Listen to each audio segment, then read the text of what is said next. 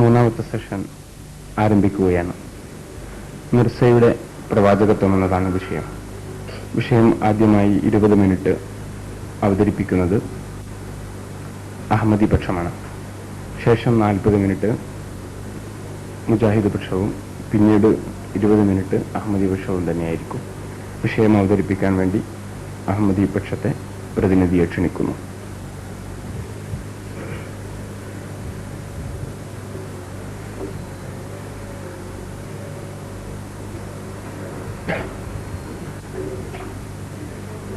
أشهد أن لا إله إلا الله وحده لا شريك له وأشهد أن محمدا عبده ورسوله أما بعد فأعوذ بالله من الشيطان الرجيم بسم الله الرحمن الرحيم اللهم صل على محمد وعلى آل محمد وبارك وسلم إنك حميد مجيد رب اشرح لي صدري ويسر لي أمري واحلل عقدة من لساني يفقهوا قولي.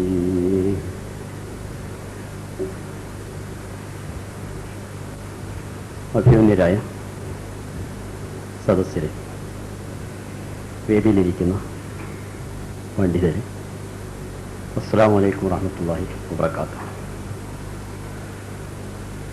സംവാദത്തിൻ്റെ മൂന്നാമത്തെ വിഷയം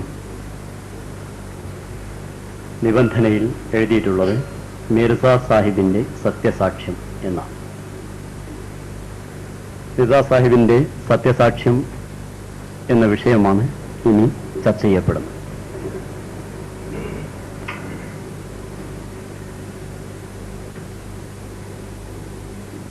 ലോകം അന്ധകാരത്തിലും അധർമ്മത്തിലും ആണ്ടുപോകുമ്പോൾ അവരെ സൽപന്ഥാവിലൂടെ നയിക്കുന്നതിന് വേണ്ടി സർവശക്തനായ അല്ലാഹു തൻ്റെ വരിഷ്ഠദാസന്മാരെ തിരഞ്ഞെടുത്തയക്കുക എന്നുള്ളത് അവൻ്റെ സനാതന നിയമമാണ്. അവിധത്തിൽ ഈ കാലഘട്ടത്തിൽ അല്ലാഹു നിയോഗിച്ച ഒരാളാണ് ഹസ്രത്ത് മിർസ ഗുലാം അഹമ്മദ് അലൈഹിസ്സലാം എന്നാണ് ഞങ്ങൾ വിശ്വസിക്കുന്നത്. അത് ശരിയല്ല എന്നാണ് മറുപക്ഷം വാദിക്കുന്നത്. ഇതിന് സത്യമോ അസത്യമോ എന്നുള്ളത് ചർച്ച ചെയ്യുന്നതിന് വേണ്ടി നാം പരസ്പരം നിബന്ധന തയ്യാറാക്കിയിട്ടുള്ളതനുസരിച്ച് വിശുദ്ധ ഖുർആനും തിരു ഹദീസും എന്തു പറയുന്നു എന്നാണ് പരിശോധിക്കുന്നത്. ഒരു സത്യപ്രവാചകൻ ആയിരിക്കണമെങ്കിൽ, ഒരാൾ അള്ളാഹു അയച്ച ഒരാളാണ് എന്ന് പറയുമ്പോൾ അയാൾ സത്യവാനാണ് എന്നതിന് വിശുദ്ധ ഖുർആൻ ഒരു മാനദണ്ഡം നിശ്ചയിക്കുന്നുവെങ്കിൽ ആ മാനദണ്ഡമനുസരിച്ച് അളക്കപ്പെടുന്ന ആരും സത്യവാനാണ്. ആ മാനദണ്ഡമനുസരിച്ച് അളക്കപ്പെടുമ്പോൾ അതനുസരിച്ച് പൂർത്തിയായി അയാളിൽ അത് വരുന്നില്ലെങ്കിൽ അയാളുടെ സത്യത സന്ദേഹത്തിന് വക നൽകുന്നതാണ്. വിശുദ്ധ ഖുർആൻ ഒരു മാനദണ്ഡം സത്യസാക്ഷ്യത്തിന് വേണ്ടി വിവരിക്കുകയും ആ മാനദണ്ഡം അനുസരിച്ച് സത്യവാനാണെന്ന് മനസ്സിലാവുകയും ചെയ്താൽ സ്വയമായി മറ്റൊരു മാനദണ്ഡം നിർദ്ദേശിക്കുന്നത് അബദ്ധമാണ്. ഒരു കമ്പനി ഒരു സാധനം ഇറക്കുമ്പോൾ ആ കമ്പനി ഒരു ട്രേഡ് മാർക്കോ അതല്ലെങ്കിൽ എന്തെങ്കിലും ഒരു അടയാളമോ അവരുടെ ഉൽപ്പന്നത്തിന് വേണ്ടി പറയുമ്പോൾ അതല്ലാത്ത മറ്റൊരു ട്രേഡ് മാർക്ക് ഉണ്ടെങ്കിലേ ഞാനത് സ്വീകരിക്കുകയുള്ളൂ എന്ന് പറയുന്നത് അബദ്ധമാണ് എന്നതുപോലെ അള്ളാഹു നിയോഗിക്കുന്ന ഒരാൾക്ക് അള്ളാഹു ഇന്ന മാനദണ്ഡമാണ് അയാളുടെ സത്യതയ്ക്ക് എന്ന് വിളിച്ചു പറഞ്ഞാൽ, വിശുദ്ധ ഖുർആൻ പ്രഖ്യാപിച്ചു കഴിഞ്ഞാൽ ആ മാനദണ്ഡം നാം അംഗീകരിക്കുവാൻ ബാധ്യസ്ഥരാണ്. അസ്തഖുസ് സാദിഖീൻ, സകല സത്യവാന്മാരിലും സത്യവാനായ പ്രവാചക ശിരോമണി ഹസ്രത്ത് മുഹമ്മദ് മുസ്തഫ സല്ലല്ലാഹു അലൈഹി വസല്ലം തിരുമേനി സത്യവാനാണ് എന്നതിലേക്ക് വിശുദ്ധ ഖുർആൻ ചില മാനദണ്ഡങ്ങൾ സമർത്ഥിച്ചിട്ടുണ്ട്. ആ മാനദണ്ഡങ്ങൾ അനുസരിച്ചാണ് ഞാനിവിടെ വിഷയം കൈകാര്യം ചെയ്യുവാൻ ഉദ്ദേശിക്കുന്നത്. മുഹമ്മദ് മുസ്തഫ സല്ലല്ലാഹു അലൈഹി വസല്ലം തിരുമേനിയുടെ സത്യതയെ സംബന്ധിച്ച് വിശുദ്ധ ഖുർആൻ അതിനെ നിഷേധിക്കുന്ന ആളുകളോട് ഇപ്രകാരം പറയുന്നു: ഫഖദ് ലബിസ്തു ഫീക്കും ഉംറൻ മിൻ ഖബ്ലിഹി അഫലാ തഅഖിലൂൻ. ഓ ജനമേ, നിങ്ങളുടെ ഇടയിൽ ഞാനൊരു വയസ്സ്, ഒരു ദീർഘകാലം, ഒരു കാലം കഴിച്ചുകൂട്ടിയിട്ടുണ്ട്. നിങ്ങളുടെ ഇടയിൽ തന്നെ താമസിച്ചിട്ടുണ്ട്. അഫലാ തഅഖിലൂൻ, നിങ്ങൾ ബുദ്ധി പ്രയോഗിക്കുന്നില്ലേ? അതായത് എന്റെ മുൻകാല ജീവിതം ഞാൻ സത്യവാനാണ് എന്നതിലേക്ക് സാക്ഷിയാണ്. മുഹമ്മദ് മുസ്തഫ സല്ലല്ലാഹു അലൈഹി വസല്ലം തിരുമേനിയുടെ വിശുദ്ധ ജീവിതത്തിന് സത്യനിഷേധികൾ സാക്ഷികളായിരുന്നു. അൽ അമീൻ അസ്സദൂഖ്, വിശ്വസ്തൻ സത്യസന്ധൻ എന്നാണ് നബി സല്ലല്ലാഹു അലൈഹി വസല്ലം തിരുമേനിയെ അദ്ദേഹത്തിന്റെ വാദത്തിന് മുമ്പ് ജനങ്ങൾ വിളിച്ചിരുന്നത്. അങ്ങനെ സത്യവാനായിരിക്കുന്ന ഒരാളെ ഒരിക്കലും പിന്നീടൊരു സുപ്രഭാതത്തിൽ കളവ് പറയുകയില്ല എന്നുള്ളതാണ് വിശുദ്ധ ഖുർആൻ ഈ പറഞ്ഞതിന്റെ ചുരുക്കം. അപ്പോൾ പൂർവകാല ജീവിതം വിശുദ്ധമാണ് ഒരാളുടേതെങ്കിൽ, അങ്ങനെ വിശുദ്ധ സത്യമല്ലാതെ കളവൊരിക്കലും പറയാത്തൊരു വ്യക്തി പെട്ടെന്ന് അള്ളാഹുവിന്റെ പേരിൽ ഒരു കളവ് പറയും എന്ന് വിശ്വസിക്കുവാൻ നിവൃത്തിയില്ല എന്നാണ് വിശുദ്ധ ഖുർആൻ നമ്മെ തെര്യപ്പെടുത്തിയിട്ടുള്ളത്. ഇതനുസരിച്ച് ഹദരത്ത് മിർസ ഗുലാം അഹ്മദ് അലൈഹി ഇസ്ലാമിന്റെ ജീവിതത്തെ നിങ്ങൾ പരിശോധിക്കുകയാണെങ്കിൽ എപ്രകാരം മുൻ പ്രവാചകന്മാരുടെ ജീവിതം അവരുടെ വാദത്തിന് മുമ്പ് വിശുദ്ധമായിരുന്നുവോ അതേപോലെ തന്നെ ഇദ്ദേഹത്തിന്റെയും വാദത്തിന് മുമ്പുള്ള ജീവിതം കളങ്കരഹിതമായിരുന്നു, യാതൊരു കളവും പറയാത്ത ആളായിരുന്നു എന്ന് വ്യക്തമാവും.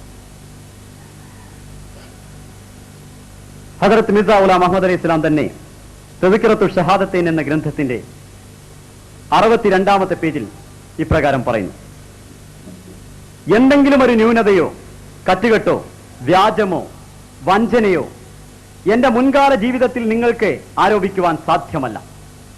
അങ്ങനെ ഉണ്ടെങ്കിൽ മുമ്പേ വ്യാജവും കറ്റുകെട്ടും നടത്തിവരുന്ന ഒരുത്തൻ ഇതും കളവാണ് പറഞ്ഞതെന്ന് അനുമാനിക്കാമായിരുന്നു. എന്റെ ജീവിതത്തിൽ എന്തെങ്കിലും അപവാദങ്ങൾ കാണിച്ചു തരുവാൻ നിങ്ങളിൽ ആരുണ്ട്? ആരംഭം മുതൽക്ക് തന്നെ എന്നെ സത്യസന്ധതയിലും സാത്വികതയിലും നിലനിർത്തി വന്നിട്ടുണ്ട് അള്ളാഹു. ഇത് അള്ളാഹുവിന്റെ അപാരമായ അനുഗ്രഹമാകും. ഇങ്ങനെ സത്യസന്ധനായിരുന്നു അദ്ദേഹം എന്ന് ഞാൻ പറഞ്ഞാൽ നിങ്ങൾക്ക് തെളിവല്ല.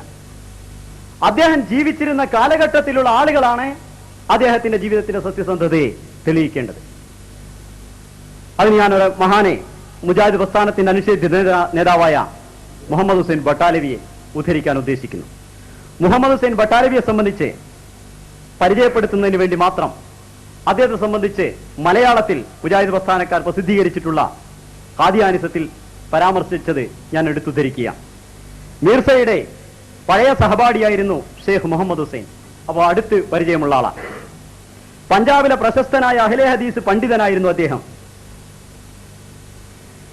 അപ്പോൾ പ്രശസ്തനായ അഹ്ലെ ഹദീസ് പണ്ഡിതനും അദ്ദേഹത്തിന്റെ സഹപാഠിയും. അദ്ദേഹം മിർസ ഗുലാം അഹ്മദ് അലൈഹി ഇസ്ലാമിനെ സംബന്ധിച്ച് പറയുന്നു: മുഅല്ലിഫ് ബറാഹീനെ അഹ്മദിയ, അതായത് ബറാഹീനെ അഹ്മദിയ എന്ന ഗ്രന്ഥം ലോകത്തിന് മുമ്പാകെ സമർപ്പിക്കുമ്പോഴാണ് അദ്ദേഹം ഇത് പറയുന്നത്. ബറാഹീനെ അഹ്മദിയയുടെ രചയിതാവ് മുഖാലിഫ് और मुआफिक के तजरिबे और मुशाहिदे की रूह से वल्लाहु हसीबहु शरीयत मुहम्मदिया पर कायम व परहेजगार व सदाकत शुआर है. ശത്രുക്കളുടെയും മിത്രങ്ങളുടെയും പരിചയവും അനുഭവത്തിന്റെയും വെളിച്ചത്തിൽ അള്ളാഹു അതിന് മതിയായ സാക്ഷിയാണ്. ബറാഹിൻ അഹമ്മദിയുടെ രചയിതാവ് മുഹമ്മദിയ ശരീഅത്തിൽ പരിപൂർണമായും നിലയുറച്ചു നിൽക്കുന്നവനും സാത്വികനും സത്യസന്ധനുമാകും.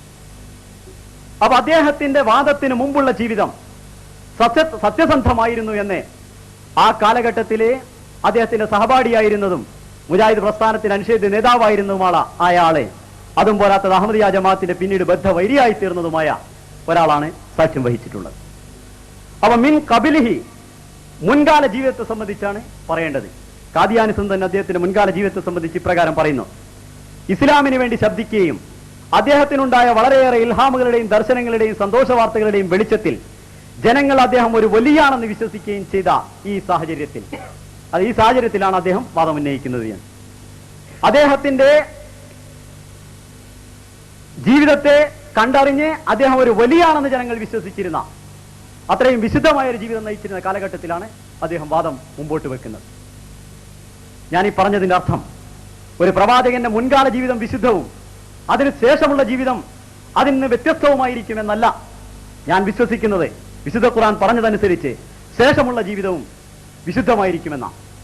പക്ഷേ മുൻകാല ജീവിതം വിശുദ്ധമാണെങ്കിൽ ശേഷമുള്ള ജീവിതത്തെ സംബന്ധിച്ച് പലരും പലവിധത്തിലുള്ള ആക്ഷേപങ്ങളും പറഞ്ഞിട്ടുണ്ട്. മുഹമ്മദ് മുസ്തഫ സല്ലല്ലാഹു അലൈഹി വസല്ലം തിരുമേനി നഊദു ബില്ലാഹി മിൻ ദാലിക് ശേഷമുള്ള ജീവിതത്തിൽ പല വിധത്തിലുള്ള ഒരൊറ്റ വാക്ക് അതിനെ സംബന്ധിച്ച് എനിക്ക് വിവരിക്കുവാൻ നിവൃത്തിയില്ല. ആ വിധത്തിലുള്ള അപരാധങ്ങൾക്ക് വിധേയനായിരുന്നുവെന്ന് അദ്ദേഹത്തിന്റെ ശത്രുക്കൾ എഴുതിയിട്ടുണ്ട്. അതുകൊണ്ട് തന്നെ ഖുർആൻ മിൻ ബഅദിഹി അതിന് ശേഷമുള്ള ജീവിതം പരിശോധിക്കുക എന്നല്ല പറഞ്ഞത്, വാദത്തിന് മുമ്പുള്ള ജീവിതം പരിശോധിക്കുക എന്നാണ് പറഞ്ഞത്. ഈ അടിസ്ഥാനത്തിൽ ഞാൻ ചോദിക്കുന്നു, നിസാ സാഹിബ് എടുത്തു പറഞ്ഞിട്ടുള്ള ആ ഉദ്ധരണി നിങ്ങളെ കേൾപ്പിച്ചു കഴിഞ്ഞു. ആ ചാലഞ്ച് ആവർത്തിക്കുകയാണ്. മിർസ ഗുലാം അഹമ്മദ് അലി ഇസ്ലാമിന്റെ വാദത്തിന് മുമ്പുള്ള, അതായത് താൻ അള്ളാഹു ദൈവ നിയോഗിതനാണ് എന്ന് ലോകത്തോട് പ്രഖ്യാപിച്ചിട്ടുള്ള 1980 അദ്ദേഹത്തിന്റെ ഇൽഹാമുകളും മറ്റും പ്രസിദ്ധി 1880 അദ്ദേഹത്തിന്റെ ഇൽഹാമുകളും മറ്റും പ്രസിദ്ധീകരിക്കുന്നത്, ബറാഹിൻ അഹമ്മദി പ്രസിദ്ധീകരിക്കുന്നത്. ആ പ്രസിദ്ധീകരിച്ചതിൽ തന്നെ അദ്ദേഹത്തിന്റെ ദൈവ നിയോഗിത വാദവും അതിൽ പറഞ്ഞിട്ടുണ്ട്, പ്രത്യേകിച്ച് 82 പ്രസിദ്ധീകരിച്ചത്. അപ്പോൾ ആ കാലഘട്ടത്തിന് മുമ്പ് അദ്ദേഹം എന്തെങ്കിലും ഒരു കളവ് പറഞ്ഞതായിട്ട് തെളിയിക്കുവാൻ സാധ്യമാണോ? അത് തെളിയിക്കുമ്പോൾ ഇന്ന് പറഞ്ഞു എന്നല്ല, ഇങ്ങനെ ഒരു ചാലഞ്ച് ആ കാലഘട്ടത്തിൽ അദ്ദേഹം ചെയ്തതുകൊണ്ട് വളരെ ശക്തരായ പണ്ഡിതന്മാരായിരുന്നു അദ്ദേഹത്തിന് മുമ്പാകെ എതിർപ്പിലുണ്ടായിരുന്നത്. ഏതെങ്കിലും ഒരു പണ്ഡിതൻ ആ കാലഘട്ടത്തിൽ ഇന്ന ന്യൂനത താങ്കളിലുണ്ട്, ഇന്ന കളവ് താങ്കൾ ഇതിനു മുമ്പ് പറഞ്ഞിട്ടുണ്ട് എന്ന് ആ കാലഘട്ടത്തിൽ പറഞ്ഞതായിട്ടുള്ള തെളിവാണ് കൊണ്ടുവരേണ്ടത്. അല്ല ഇന്ന് പറയുകയല്ല. അത് മുഹമ്മദ് നബിയെ സംബന്ധിച്ചും പറഞ്ഞിട്ടുണ്ട്. പക്ഷെ ആ കാലഘട്ടത്തിലുള്ള ആളുകൾക്ക് അങ്ങനെ പറയാനുള്ള സാധിച്ചത് ഇത്രയും വലിയൊരു ചാലഞ്ച് മുമ്പിൽ വെച്ചുകൊണ്ട് ഏതെങ്കിലും ഒരു പണ്ഡിതൻ ഏതെങ്കിലും ഒരു പത്രത്തിൽ ആ കാലഘട്ടത്തിൽ അങ്ങനെ പറഞ്ഞതായിട്ട് സരേഖം സമർത്ഥിക്കുവാൻ സാധ്യമാണോ? ഇനി ഇതൊരു പ്രവാചകന്റെ മുൻകാല ജീവിതമാണെങ്കിൽ അതിനുശേഷമുള്ള ജീവിതം എന്തായിരിക്കണം? അതിനെന്താണ് തന്റെ ജീവിതത്തിൽ ഉണ്ടായിരിക്കേണ്ടത്? അതെങ്ങനെയാണ് സത്യമാണോ അസത്യമാണോ എന്ന് മനസ്സിലാക്കേണ്ടത് മരിച്ചുപോയ ഒരാളെ സംബന്ധിച്ച് എന്നതിനെ സംബന്ധിച്ചും വിശുദ്ധ ഖുർആൻ മാനദണ്ഡമായി, സത്യസാക്ഷ്യത്തിന് മാനദണ്ഡമായി വിഷയങ്ങൾ അവതരിപ്പിച്ചിട്ടുണ്ട്. അതിലൊന്ന് മുഹമ്മദ് മുസ്തഫ സല്ലല്ലാഹു അലൈഹി വസല്ലം തിരുമേനിയുടെ സത്യതയ്ക്ക് തെളിവായിക്കൊണ്ട് ഇപ്രകാരം പറയുന്നു: തൻസീലും മിർ റബ്ബിൽ ആലമീൻ വലൗ തഖവ്വല അലൈനാ ബഅദൽ അഖാവീൻ ലഅഖദ്നാ മിൻഹു ബിൽ യമീൻ ثم لقطعنا منه الوتين فما منكم من أحد عنه حاجزين. ഇത് സർവ്വലോക രക്ഷിതാവിൽ നിന്നുള്ളതാകുന്നു. ഇദ്ദേഹം ചില വചനങ്ങൾ നമ്മുടെ പേരിൽ കറ്റികെട്ടി പറയുകയാണെങ്കിൽ നാം വലതുകൈ കൊണ്ട് ഇദ്ദേഹത്തെ പിടികൂടുകയും പിന്നെ ഇദ്ദേഹത്തിന്റെ ജീവനാടി അറുത്തു കളയുകയും ചെയ്യുന്നതാണ്. നിങ്ങളിൽ ആർക്കും അതിനെ അകറ്റി കളയുവാൻ സാധ്യമല്ല. സൂറത്ത് അൽ ഹാഖത്ത്. വിശുദ്ധ ഖുർആൻ പറഞ്ഞത് മുഹമ്മദ് മുസ്തഫ സല്ലല്ലാഹു അലൈഹി വസല്ലമയോട് അവതരിപ്പിക്കുന്ന ഈ വിശുദ്ധ ഖുർആൻ അള്ളാഹു തന്നെ അറിയിച്ചിരിക്കുന്നു എന്ന് പറഞ്ഞുകൊണ്ടാണ് അദ്ദേഹം പറയുന്നത്. അങ്ങനെ അള്ളാഹു തന്നെ അറിയിച്ചിരിക്കുന്നു എന്ന് പറഞ്ഞുകൊണ്ട് പറയുന്ന വാക്കുകൾ സ്വയം കൃതിച്ചുകൊണ്ട് സ്വയം കറ്റികെട്ടിക്കൊണ്ട് അള്ളാഹുവിന്റെ പേരിൽ ചമച്ചുണ്ടാക്കി പറയുകയാണെങ്കിൽ, എന്തെങ്കിലും ഒരു വചനം പോലും അങ്ങനെ ചമച്ചുണ്ടാക്കി പറയുകയാണെങ്കിൽ മുഹമ്മദ് മുസ്തഫ സല്ലല്ലാഹു അലൈഹി വസല്ലം തിരുമേനിയുടെ വലം കൈ കൊണ്ട് അള്ളാഹു പിടിക്കുകയും അതായത് ശക്തമായി പിടിക്കുകയും അദ്ദേഹത്തിന്റെ ജീവനാടി അറുത്തു കളയുകയും ചെയ്യുന്നതാണ് എന്ന് വിശുദ്ധ ഖുർആൻ പറയുന്നു. അപ്പൊ മുഹമ്മദ് മുസ്തഫ സല്ലല്ലാഹു അലൈഹി വസല്ലം തിരുമേനിയുടെ സത്യസാക്ഷ്യമായിട്ടാണ് അദ്ദേഹത്തെ അള്ളാഹു ജീവനാടി അറുത്തു കളഞ്ഞിട്ടില്ല എന്നത് എടുത്തു പറയുന്നത്. ഇതിനെ സംബന്ധിച്ച് അമാനി മൗലവി തന്റെ തഫ്സീറുൽ ഖുർആനിൽ വളരെ വിശദീകരിച്ച് പറഞ്ഞിട്ടുണ്ട്. പൂർവ്വ വേദഗ്രന്ഥങ്ങളിൽ കൂടിയുള്ള ഒരു തത്വമാണിതെന്ന്. അള്ളാഹുവിന്റെ പേരിൽ എന്തെങ്കിലും കറ്റുകെട്ടി പറഞ്ഞാൽ അവനെ അള്ളാഹു പിടിക്കുമെന്ന് പൂർവ്വ വേദഗ്രന്ഥങ്ങളിൽ പറഞ്ഞിട്ടുണ്ട്. അതിനെ എടുത്തുകൊണ്ട് ആ കാര്യത്തെ ഉണർത്തിക്കൊണ്ടാണ് വിശുദ്ധ ഖുർആൻ ഇത് പറഞ്ഞിട്ടുള്ളത്. മുഹമ്മദ് മുസ്തഫ സല്ലല്ലാഹു അലൈഹി വസല്ലം തിരുമേനി തനിക്ക് അള്ളാഹു വിവരങ്ങൾ അറിയിക്കുന്നു എന്ന് അള്ളാഹുവിന്റെ വചനങ്ങൾ കേൾപ്പിച്ചുകൊണ്ട് 20-ൽ പരം വർഷങ്ങൾ ജീവിച്ചു എന്നുകൂടി അദ്ദേഹം കൂട്ടിച്ചേർക്കുന്നു. അങ്ങനെ 20-ൽ പരം വർഷങ്ങൾ ജീവിച്ച അദ്ദേഹം അള്ളാഹു പിടിച്ചിട്ടില്ല എന്നുള്ളത് തന്നെ അദ്ദേഹത്തിന്റെ സത്യതയ്ക്കുള്ള മാനദണ്ഡമാണ് എന്ന് പറയുന്നു. അതേപോലെ ഏതെങ്കിലും ഒരു വ്യക്തി 20-ൽ പരം വർഷങ്ങൾ അള്ളാഹു തനിക്ക് ഇൽഹാമുകളും വഹികളും അറിയിക്കുന്നു എന്ന് പറഞ്ഞുകൊണ്ട് മറ്റൊരാൾ കൂടി ജീവിക്കുകയാണെങ്കിൽ മുഹമ്മദ് മുസ്തഫ സല്ലല്ലാഹു അലൈഹി വസല്ലം തിരുമേനിയുടെ സത്യസാക്ഷ്യമായി അവതരിപ്പിച്ച ഈ ആയത്തെ സംശയാസ്പദമായി തീരും. കാരണം മുഹമ്മദ് മുസ്തഫ സല്ലല്ലാഹു അലൈഹി വസല്ലം തിരുമേനിയുടെ സത്യസാക്ഷ്യത്തിന് വേണ്ടി എന്തൊരു മാനദണ്ഡം പറഞ്ഞുവോ, അള്ളാഹു അയാളുടെ ജീവനാടി അറുത്ത് കളഞ്ഞിട്ടില്ല എന്ന് പറയുന്നുവോ, അതേ കാര്യം അള്ളാഹുവിന്റെ പേരിൽ കെട്ടി പറഞ്ഞ വേറൊരാളുടെ ജീവനാടി അറുത്ത് കളയാതിരിക്കുകയാണെങ്കിൽ തീർച്ചയായും ആ മാനദണ്ഡം ശരിയല്ല. അപ്പൊ പൂർവ്വവേദ ഗ്രന്ഥങ്ങളിൽ പറഞ്ഞതും വിശുദ്ധ ഖുർആനിൽ പറഞ്ഞതും അള്ളാഹുവിന്റെ പേരിൽ കെട്ടി ഒരാൾ പറഞ്ഞാൽ അയാള് മുഹമ്മദ് മുസ്തഫ സല്ലല്ലാഹു അലൈഹി വസല്ലം തിരുമേനിയുടെ ജീവിതകാലം 20-ൽ പരം വർഷങ്ങൾ ഒരിക്കലും ജീവിക്കുകയില്ല, അവരുടെ ജീവനാടി അറുത്ത് കളയും എന്നാണ്. ഇത് സംബന്ധിച്ച് മുജാഹിദ് പ്രസ്ഥാനത്തിന്റെ അനിഷേധ്യ നേതാവായിരുന്ന മൗലാന സനാഉല്ലാഹ് സാഹിബ് അമൃത്സരി തന്റെ തഫ്സീർ സനായുടെ മുഖദ്ദിമയിൽ ദഅവേ നുബുവത്തെ കാസിബ മിസിൽ സഹർ കെഹെ, കള്ള പ്രവാചകത്വവാദം വിഷത്തിന് തുല്യമാകുന്നു, ജോ സഹർ ഖായേഗ വോ മർ ജായേഗ ഹലാക്കോക, പാഷാണ വിഷം ആര് കഴിക്കുന്നുവോ അവൻ നശിച്ചൊടുങ്ങുന്നതാണ് എന്നെഴുതിയിട്ടുണ്ട്. അപ്പോൾ കള്ള നുബുവത്വവാദം, അതല്ലെങ്കിൽ അള്ളാഹുവിന്റെ പേരിൽ ചില വചനങ്ങൾ കെട്ടിപ്പറയുക, ഇൽഹാമുകൾ ഉണ്ട് എന്നുള്ള വാദം, തനിക്ക് വഹികളുണ്ട് എന്നുള്ള വാദം ലോകത്തോട് പറയുകയാണെങ്കിൽ അവനെ അള്ളാഹുവിന്റെ പേരിൽ വചനങ്ങൾ കേൾപ്പിച്ചു കഴിഞ്ഞാൽ അയാളെ വിഷം തിന്നുന്നതിന് തുല്യമാണ്, അയാളെ അള്ളാഹു ജീവനാടി അറുത്ത് കളയുമെന്ന് പറയുന്നു. ഇതനുസരിച്ച് മുജാഹിദ് പ്രസ്ഥാനത്തിന്റെ പ്രസിദ്ധീകരണമായ ഖാദിയാനിസത്തിൽ തന്നെ ഹദരത്ത് മിർസ ഗുലാം അഹമ്മദ് അലി ഇസ്ലാം 1982 മുതൽ 80 മുതൽ 84 വരെ 1800 ഇതേപോലെ ഒരു സംഭവം നേരത്തെ ഉണ്ടായെന്ന് തോന്നുന്നു. 1901 എന്ന് പറയുന്നതിന് പകരം 1891 എന്ന് ഞാൻ നേരത്തെ ചർച്ചയിൽ പറഞ്ഞുവെന്ന് പിന്നീട് ആരോ എന്നെ ഉണർത്തുകയുണ്ടായി. അതിനുകൂടി ക്ഷമാപണം ചെയ്തുകൊണ്ട് ഇതിനുകൂടി ക്ഷമാപണം ചെയ്യുന്നു. 1880 മുതൽ 84 വരെയുള്ള കാലഘട്ടങ്ങളിൽ അദ്ദേഹം ബറാഹിനെ അഹമ്മദിയ മുഖേന ജനങ്ങളുടെ മുമ്പാകെ അവതരിപ്പിച്ച തനിക്ക് അള്ളാഹു തന്നോട് സംസാരിക്കുന്നു എന്ന് പറഞ്ഞ വഹികൾ ഇന്നതൊക്കെയാണ് എന്ന് അവിടെ സമർത്ഥിച്ചിട്ടുണ്ട്. അതിന്റെ ഖാദിയാനിസത്തിന്റെ അനുബന്ധത്തിൽ ചേർത്തിട്ടുണ്ട്. അങ്ങനെ 1884 മുതൽ 80 മുതൽ 84 വരെയുള്ള കാലഘട്ടങ്ങളിൽ അവതരിപ്പിച്ചുവെങ്കിൽ 1908 അദ്ദേഹം വഫാത്താകുന്നത്. അതും അള്ളാഹു ജീവനാടി അറുത്തു എന്ന് പറയുന്ന നിലക്കല്ല. അപ്പോൾ ഈ 10-30ഓളം വർഷക്കാലം മുഹമ്മദ് മുസ്തഫ സല്ലല്ലാഹു അലൈഹി വസല്ലം തിരുമേനിയുടെ ജീവിതകാലത്തുണ്ടായിരുന്ന അതേ വർഷക്കാലം താനും അതിനേക്കാൾ അല്പം വർഷങ്ങൾ കൂടി താനും ജീവിച്ചിട്ടുണ്ട് എന്നുള്ളത് വിശുദ്ധ ഖുർആൻ മാനദണ്ഡമായി വെക്കുന്ന ഇതിന് വ്യക്തമായിട്ടുള്ള തെളിവാണ്. ഇതല്ല എങ്കിൽ ലോകത്ത് പല കള്ളപ്രവാചകന്മാരും വന്നിട്ടുണ്ട്. ഖാദിയാനിസത്തിന്റെ ഭാഷയിൽ പറഞ്ഞാൽ പ്രൊഫസർ മുഹമ്മദ് ഇല്യാസ് ഭരണിയുടെ കണക്കനുസരിച്ച് 7 കള്ളപ്രവാചകന്മാർ ഇന്ത്യയിലുണ്ടായി.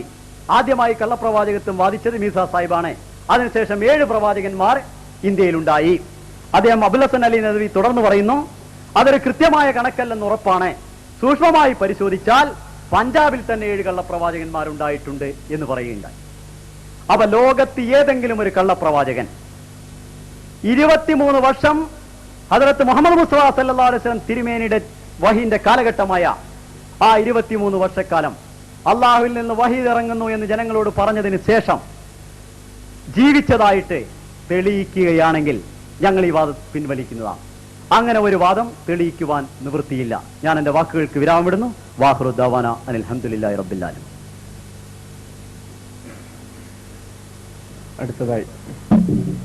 അടുത്തത് മുജാഹിദ് പക്ഷത്തെ പ്രതിനിധിയെ സംസാരിക്കാൻ ക്ഷണിക്കുന്നു. 40 മിനിറ്റ്. അതിന്റെ ഇടയ്ക്കൊരു കാര്യം ഒരു ക്ലിയറൻസ് കിട്ടണം. 1891 എന്നുള്ളത് തെറ്റായിട്ട് 1900 ഏത് വിഷയത്തിലായിരുന്നു, ഏതായിരുന്ന കാര്യം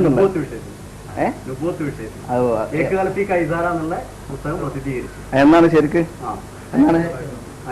അന്നാണ് അനുഭവത്വാദം അതിനെ സംബന്ധിച്ചുള്ള വിശദീകരണം നബിയായത് എന്നാണെന്നുള്ളത് മാറ്റിയോ? അത് നേരത്തെ പറഞ്ഞിട്ടുണ്ട്. 891 അത് മാറ്റില്ലല്ലോ. 891 മാറ്റില്ലല്ലോ. നബി ആയത് അദ്ദേഹത്തിന് പിന്നെ ഇബ്രാഹിം അഹമ്മദിയുടെ അല്ല ഒരു കൊല്ലം പറഞ്ഞല്ലോ. അതല്ല ഒരു ക്ലിയറൻസ് ഇല്ലാതെ ഇപ്പൊ ഞാൻ പറയട്ടെ, നേരത്തെ പറഞ്ഞ അത് സമ്മതത്തോടെ അതാണോന്നറിയാനാ, അല്ലാതെ തർക്കത്തിന് വേണ്ടി ചോദിക്കല്ല. ഇനി വിഷയം അവതരിപ്പിക്കാം. നബി എന്നായിരുന്നു അറിയില്ല, ഈ പറഞ്ഞു എന്നോ ആയിക്കോട്ടെ.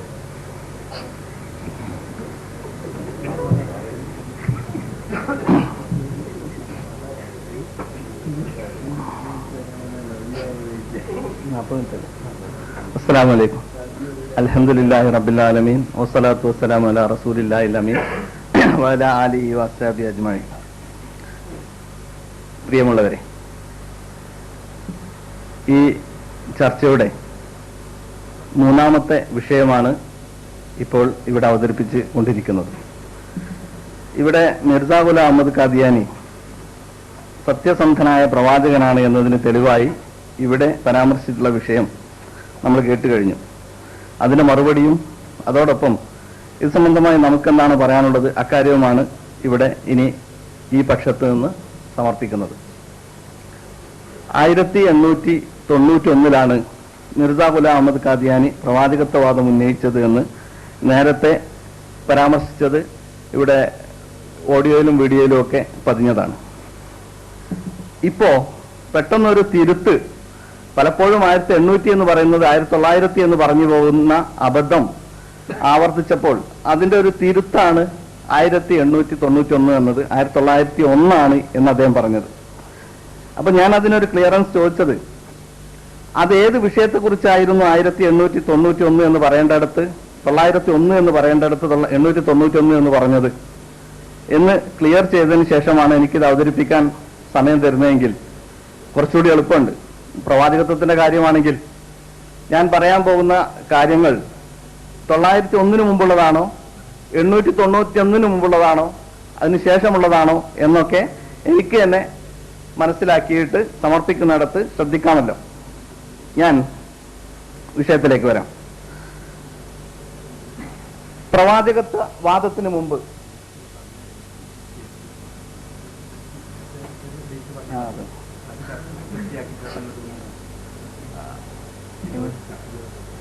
1891 പ്രവാചകത്വം വാദിച്ചത് എന്ന് നേരത്തെ പറഞ്ഞ കാര്യത്തിലെ ഊന്നിക്കൊണ്ടാണ് ഞാൻ ഇവിടെ സംസാരിക്കുന്നത്. ഇത് തിരുത്തു വേണമെങ്കിൽ അദ്ദേഹത്തിന്റെ സമയത്തേക്ക് പറയാം. പ്രവാചകത്വ വാദത്തിന് മുമ്പ് 1891 മുമ്പ് മിർസാ ഗുലാം അഹമ്മദ് ഖാദിയാനി വളരെ സത്യസന്ധനായിരുന്നു എന്ന് എതിരാളികളുടെ സാക്ഷ്യത്തോടു കൂടിയാണ് ഇവിടെ സമർപ്പിച്ചത് എന്നാണ് മനസ്സിലാക്കുന്നത്. ഒരു വ്യക്തി, ഇതുപോലുള്ള ഒരു വ്യക്തി, ഒരു പ്രവാചകത്വവാദിയായ ഒരു വ്യക്തി, അദ്ദേഹം ഈ വാദം ഉന്നയിക്കുകയും അത് സംബന്ധമായി ഗ്രന്ഥങ്ങൾ എഴുതുകയും ജനങ്ങളോട് ഈ കാര്യം പറയുകയും ചെയ്യുമ്പോഴാണ് ആ വ്യക്തിയെക്കുറിച്ച് നാം ചില കാര്യങ്ങൾ അന്വേഷിക്കാൻ ഇടവരുന്നത്. ആ കാലഘട്ടത്തിൽ സ്വാഭാവികമായും അതിനു മുമ്പ് അദ്ദേഹം ജീവിച്ചിരുന്ന സമൂഹം എന്ന് പറയുന്നത് വളരെ ചെറിയ ഒരു പ്രദേശമായിരിക്കാനാണ് സാധ്യത. അദ്ദേഹത്തെ അറിയുന്നവർ ഇന്നത്തെ പോലെ ആളുകൾ ഉണ്ടായിരിക്കുകയില്ല എന്നുള്ളത് സ്വാഭാവികമാണ്. ആ സ്ഥിതിക്ക് അദ്ദേഹത്തിന്റെ പൂർവ്വകാല ചരിത്രം നമുക്കറിയില്ല. ഇനി അള്ളാഹു പ്രവാചകനായി നിയോഗിക്കുന്ന ഒരാളാണെങ്കിൽ അദ്ദേഹം, ഇപ്പോ ഉദാഹരണത്തിന് മുഹമ്മദ് നബി സല്ലല്ലാഹു അലൈഹി വസല്ലമയെ എടുക്കാം. അദ്ദേഹം എന്ന് ജനിച്ചു എന്നും അദ്ദേഹത്തിന്റെ ജീവിതത്തിന്റെ വിവിധ ഘട്ടങ്ങളിൽ ശൈശവം മുതൽ 40 വയസ്സിൽ നുബുവത്ത് കിട്ടുന്നവരെയുള്ള ചരിത്രം പിൽക്കാലത്ത് ക്രോഡീകരിക്കപ്പെട്ടതാണെങ്കിലും ആ കാലഘട്ടത്തിലെ ആളുകളിൽ നിന്ന് വളരെ സത്യസന്ധമായ റിപ്പോർട്ടിലൂടെ നമ്മുടെ മുമ്പിൽ എത്തിയതാണ്.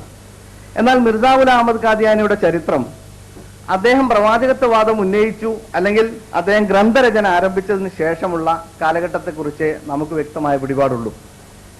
എന്നാൽ സീറത്തുൽ മഹ്ദി എന്ന അദ്ദേഹത്തിന്റെ മകൻ എഴുതിയിട്ടുള്ള അദ്ദേഹത്തിന്റെ ചര്യകൾ വിശദീകരിക്കുന്ന ഒരു ഗ്രന്ഥത്തിൽ ഏറെക്കുറെ ചില കാര്യങ്ങളൊക്കെ പരാമർശിക്കുന്നുണ്ട്, മറ്റ് ചില പുസ്തകങ്ങളിലും. പക്ഷേ സ്വാഭാവികമായും നാം മനസ്സിലാക്കേണ്ടത്, അനുയായികൾ എഴുതുന്ന ഗ്രന്ഥത്തിൽ പഴയ കാലത്തിലുള്ള നല്ല പരാമർശങ്ങൾ മാത്രമേ ഉണ്ടാവുകയുള്ളൂ. അദ്ദേഹത്തെക്കുറിച്ച് മോശമായ എന്തെങ്കിലും പരാമർശം അതിലുണ്ടാവുക സ്വാഭാവികമായും സാധ്യമല്ല. എന്നാലും നമ്മൾക്ക് നിർദ്ധാരണം ചെയ്തെടുക്കാവുന്ന ചില കാര്യങ്ങൾ, പ്രവാചകത്വവാദത്തിന് മുമ്പ് അദ്ദേഹം കള്ളം പറഞ്ഞിരുന്നില്ല എന്ന് പറയുമ്പോൾ ശേഷം കള്ളം പറഞ്ഞിരുന്നു എന്ന് ധ്വനിക്കുന്നുണ്ടോ? ശേഷം അദ്ദേഹം പറഞ്ഞിട്ടുണ്ടോ കള്ളം?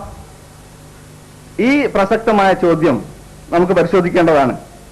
ഒരു കാര്യം നാം മനസ്സിലാക്കേണ്ടത്, മിർസാ ഗുലാം അഹമ്മദ് ഖാദിയാനി വാദം പുറപ്പെടുവിക്കുന്നതിന് മുമ്പ് ഒരു കാര്യത്തിൽ അദ്ദേഹം പിൽക്കാലത്ത് എഴുതിയ വ്യാഖ്യാനം അനുസരിച്ച്, വിശ്വാസ പ്രമാണമനുസരിച്ച് അദ്ദേഹം കൊടിയ മുശ്രിക്കായിരുന്നു. കൊടിയ മുശ്രിക്ക് എന്ന് പറഞ്ഞാൽ ശിർക്ക് അദീമാണ് ഈസാ അലൈഹി സ്വലാം ജീവിച്ചിരിപ്പുണ്ട് എന്ന് വിശ്വസിക്കൽ എന്ന് അദ്ദേഹം എഴുതിയിട്ടുണ്ട്. ഇതിപ്പോ ഇവര് സമ്മതിക്കുന്ന കാര്യമാണ്. നേരത്തെ പരാമർശിക്കപ്പെട്ട വിഷയത്തിൽ അതിന് മറ്റൊരു ഉദാഹരണം റസൂലുള്ളാഹിയുടെ കാര്യത്തെ കുറിച്ച് പറഞ്ഞു.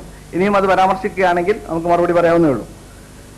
ഇദ്ദേഹം തന്റെ ജീവിതത്തിന്റെ 55 വയസ്സ് വരെ ഈസാ അലൈഹി സ്വലാം ജീവിച്ചിരിപ്പുണ്ട് എന്ന ശിർക്കിൽ വിശ്വസിച്ചിരുന്നു. എന്നിട്ട് അദ്ദേഹം തന്നെ പറയുന്നു ഇത് ശിർക്ക് അദീമാണ് എന്ന്. എന്നാൽ അതുകൊണ്ട് അവസാനിപ്പിച്ചില്ല. ഈസാ അലൈഹി സ്വലാമിനേക്കാൾ മുമ്പ് വന്നിട്ടുള്ള മൂസ അലൈഹി സ്വലാം ജീവിച്ചിരിപ്പുണ്ടെന്ന് വിശ്വസിക്കൽ അഹമ്മദിയ ജമാഅത്തിന് നിർബന്ധമാണ് എന്ന് അദ്ദേഹം എഴുതി വെച്ചിട്ട് നൂറുൽ ഹക്ക് എന്ന പുസ്തകത്തിന്റെ 50-ാം പേജിൽ. അപ്പോ ഈസാ അലൈഹി സ്വലാം ജീവിച്ചിരിപ്പുണ്ടെന്ന് വിശ്വസിക്കൽ മാത്രമല്ലല്ലോ ശിർക്ക്, മൂസ നബി ജീവിച്ചിരിപ്പുണ്ടെന്ന് വിശ്വസിക്കലും ശിർക്കാണല്ലോ. അപ്പൊ ശിർക്ക് അദ്ദേഹം സ്വയം ഉൾക്കൊള്ളുകയും വിശ്വസിക്കുകയും അതിലും വലിയ ശിർക്ക് തന്റെ അനുയായികളോട് വിശ്വസിക്കാൻ വേണ്ടി ആഹ്വാനം ചെയ്യുകയും ചെയ്തത് നമുക്ക് മനസ്സിലാക്കാൻ കഴിയും. പിന്നെ മുൻകാല ജീവിതം എന്ന് പറയുമ്പോൾ ഒരു കാര്യം വളരെ ഞാൻ നേരത്തെ പറഞ്ഞു തുടങ്ങിയതിന്റെ വിഷയം എന്താ വെച്ചാല്, മഹാന്മാരായ പ്രവാചകന്മാരുടെ കുട്ടിക്കാലം പോലും ആ കാലഘട്ടത്തിലെ ചരിത്രകാരന്മാർ രേഖപ്പെടുത്തുമ്പോൾ മിർസാ ഗുലാം അഹമ്മദ് ഖാദിയാനി ജനിച്ചത് ഏത് വർഷത്തിലാണ്?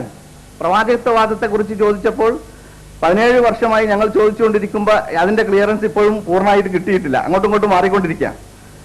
ജനനവർഷത്തെ കുറിച്ച് പോലും ഇതുപോലുള്ള അഭിപ്രായ വ്യത്യാസങ്ങൾ ഖാദിയാനി ഗ്രന്ഥങ്ങളിൽ കാണാം. മീർസ തന്നെ അദ്ദേഹത്തിന്റെ ജന്മവർഷം 3-4 പ്രാവശ്യം മാറ്റി എഴുതിയിട്ടുണ്ട്. 1935 39 40 ഒക്കെ എഴുതിയിട്ടുണ്ട്. അപ്പൊ ഒരു പ്രസക്തി എന്താണെന്ന് ചോദിച്ചാൽ, എനിക്ക് 40-ാമത്തെ വയസ്സിൽ നുബുവത്ത് കിട്ടി എന്ന് പറയുമ്പോൾ എന്നാണ് ജനിച്ചത് എന്ന് ഉറപ്പ് വേണമല്ലോ. അപ്പൊ അനുയായികൾ അത് വിശ്വസിക്കുന്ന എന്നാണ് അത് അവര് പറയേണ്ട കാര്യമാണ്. അപ്പോ ഒന്നാമത്തെ വിഷയം അദ്ദേഹം മുശ്രിക്കായിരുന്നു, ആ ശിർക്കിൽ അദ്ദേഹം വിശ്വസിക്കാൻ ആഹ്വാനം ചെയ്തു എന്നത്. പിന്നെ കിട്ടിയിടത്തോളം വെച്ച് അദ്ദേഹത്തിന്റെ ജീവചരിത്രത്തിൽ നമുക്ക് മനസ്സിലാകുന്നത് തന്റെ 24-ാമത്തെ വയസ്സിൽ, ഏറെക്കുറെ അദ്ദേഹം ജനിച്ചതെന്ന് മനസ്സിലാക്കിയിട്ടാണ് ഞാൻ പറയുന്നത്, 2 മക്കളും ഒരു ഭാര്യയും ഒക്കെ ഉള്ള യുവാവായിരിക്കുന്ന സമയത്ത്, അത്യാവശ്യം പക്വത എത്തിയ യുവാവാണല്ലോ, ആ സമയത്ത് അദ്ദേഹം തന്റെ പിതാവിന്റെ പെൻഷൻ വാങ്ങാൻ വേണ്ടി ഓതറൈസേഷനുമായിട്ട് തഹസിൽദാർ ഓഫീസിലേക്ക് പോയി. അങ്ങനെ അവിടെ നിന്ന് അദ്ദേഹത്തിന് വാർഷിക പെൻഷനായിട്ട് 700 രൂപ ലഭിക്കുകയും ആ പണം ദൂർത്തടിച്ചിട്ട്, ഞാൻ അതെങ്ങനെ ഉപയോഗിച്ചു എന്നൊന്നും പറയുന്നില്ല, കാരണം അത് വ്യക്തമായിട്ട് എല്ലാ ഗ്രന്ഥങ്ങളും രേഖപ്പെടുത്തപ്പെട്ടിട്ടില്ല. ഏതായാലും 700 രൂപ 1864 700 രൂപ എന്ന് പറയുമ്പോൾ ഒരു വലിയ സംഖ്യയാണത്. 1-2 ദിവസം കൊണ്ട് എങ്ങനെ പുട്ടടിച്ചാലും തീരില്ല. ആ പണം ദൂർത്തടിച്ച് തീർന്നിട്ട് വീട്ടിലേക്ക് പോകാൻ കഴിയാതെ അദ്ദേഹം നാട് വിട്ടു പോവുകയും സിയാൽകോട്ട് എന്ന സ്ഥലത്തെത്തിയപ്പോൾ അവിടെ ഒരു കച്ചേരിയിൽ, ഒരു കോടതിയിൽ ഗുമസ്തനായിട്ട്, ക്ലർക്കായിട്ട് ജോലി ചെയ്യേണ്ടി വരികയും ചെയ്തിട്ടുണ്ട്. അന്ന് അദ്ദേഹത്തിന് നിശ്ചയിച്ചിട്ടുള്ള ശമ്പളം പ്രതിമാസം 15 രൂപയായിരുന്നു എന്ന് അറിയുമ്പോൾ തന്നെ 700 രൂപ എത്ര വലുതായിരുന്നു എന്ന് നമുക്ക് മനസ്സിലാക്കാൻ കഴിയും. ബ്രിട്ടീഷ് ഗവൺമെന്റ് നൽകിയിരുന്ന, അവരുടെ പാദസേവ ചെയ്തതിന് ഉള്ള പ്രതിഫലമായിട്ട് നൽകിയിരുന്ന ഈ പെൻഷൻ, ഒരു കൊല്ലത്തെ പെൻഷൻ മുഴുവനും 1-2 അല്ലെങ്കിൽ ചില ദിവസങ്ങൾ കൊണ്ട് പുട്ടടിച്ച് അങ്ങനെ തിരിച്ചു ചെല്ലാൻ പറ്റാതെ വീട്ടിൽ നിന്ന് നാട് വിട്ടുപോയ ഒരു ചരിത്രം, അതും കുട്ടിക്കാലത്തല്ല, യൗവനകാലത്ത് അദ്ദേഹത്തിന്റെ ജീവചരിത്രത്തിൽ ഉണ്ടെങ്കിൽ അതൊരു കറുത്ത പാട് തന്നെയാണ് ഒരു പ്രവാചകത്വവാദിയെ സംബന്ധിച്ചിടത്തോളം എന്ന് പറയാതിരിക്കാൻ വയ്യ. എന്തൊക്കെ ദുർന്യായങ്ങളൊക്കെ ഇതിന് പിന്നിലുണ്ടാവും, അത് അവർക്ക് പറയാവുന്നതാണ്. ഇനി ഇത്ര മാത്രമേ പ്രവാചകത്വത്തിന് മുമ്പുള്ള കാര്യത്തെക്കുറിച്ച് പറയാനുള്ളൂ. പ്രവാചകത്വത്തിന് ശേഷമുള്ള കാര്യമാകട്ടെ, ഇവര് ഒരു ആയത്ത് ഓതിക്കൊണ്ട്, വലവ് തഖവ്വലഅലൈനാബഅദുൽ എന്ന ആയത്ത് ഓതിക്കൊണ്ട് അദ്ദേഹത്തിന്റെ അനുയായികൾ ഇക്കാലവും ജീവിച്ചിരിക്കുന്നു എന്നത് അദ്ദേഹത്തിന്റെ സത്യസാക്ഷ്യത്തിനുള്ള തെളിവായി സമർപ്പിക്കുമ്പോൾ, അതായത് അദ്ദേഹത്തിന് കുറച്ച് അനുയായികൾ ലോകത്തുണ്ട് എന്നത് അദ്ദേഹം സത്യവാനായിരുന്നു എന്ന് തെളിവായിട്ട് പറയുമ്പോൾ ഇത് വല്ലാത്തൊരു ദുരവസ്ഥ തന്നെയാണ്. ഈ ആയത്തില് ഇതിൽ നിന്ന് ഇതിന്റെ തഫ്സീർ ആയിക്കൊണ്ട് പറയുമ്പോൾ 23 വർഷത്തെ ഒരു മാനദണ്ഡം ഇവർ സമർപ്പിക്കാറുണ്ട്. ഒരു ചോദ്യം ചോദിക്കട്ടെ, അതായത് ചോദ്യത്തിന്റെ അവസരത്തിൽ, നിങ്ങളുടെ അവസരത്തിൽ മറുപടി പറയേണ്ടതുകൊണ്ട് ഞാൻ അങ്ങനെ ഒരു ഊന്നൽ നൽകുന്നത്.